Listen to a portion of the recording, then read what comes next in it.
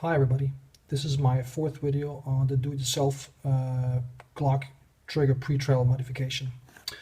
What I showed in my first video was I was able to reduce the pre-travel by simply placing a screw right there, and that restricted the forward motion of the trigger bar. In my second video I improved my modification by putting this the screw up to the front so that the trigger bar could not move further than that screw which you see right here allowed. After those two videos, I got a lot of people who were concerned, commenting on my videos, saying that this was not a safe modification. The primary concern was around the disengagement of the firing pin safety. And they believed that when the trigger bar moved forward in its most forward position, it wasn't sufficient to engage the firing pin safety.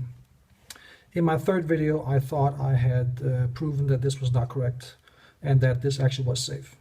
However, there was a user called G54023 who correctly pointed out that my theory was not quite correct, and I highly appreciate that. My theory was that when I put the slide on and I racked it, and with the trigger in its most forward position, I would not be able to hear the distinct sound that the firing pin makes when it actually goes through all the way. I'll show you just in a second how that sounds. However, of course, what I did not take into consideration is that the sear plate actually connects with the firing pin, and due to the tension of the firing pin spring, that firing pin will actually never move forward. So what I've done here is I've actually taken a trigger bar and I've cut off the sear plate right there, as you can see. So now there is no sear plate, and that means that when it's fully depressed, the trigger, we will know whether the firing pin will protrude, and it should, of course.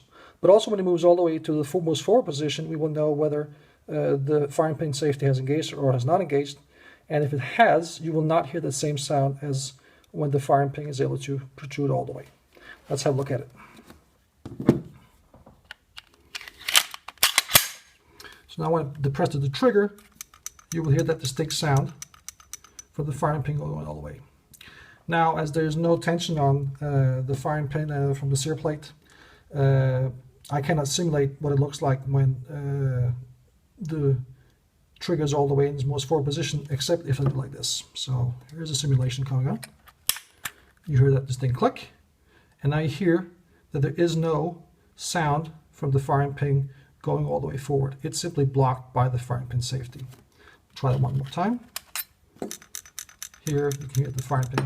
I do believe that I, with this, have proven that this modification is safe, that the firing pin safety is engaged when the trigger bar and the trigger is in its most forward. When you look at all the commercial products, they do basically the same thing. There are a lot of firing pin systems which cost $150, $200.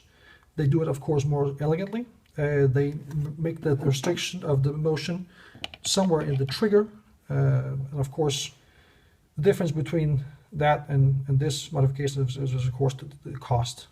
So not being as elegant, I agree with that. And from an aesthetic point of view, I can also say that I've had some comments there. Yes, it's probably not as good looking when you open up the firearm as you would have from those other modifications, which are commercially available. But then, of course, that's the whole point here, that you're saving $150 to $200.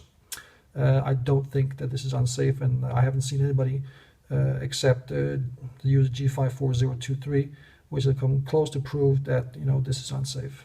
So I'm definitely sticking to my theory that this is a very safe way of doing this, and then of course saving all the money. Thank you for watching.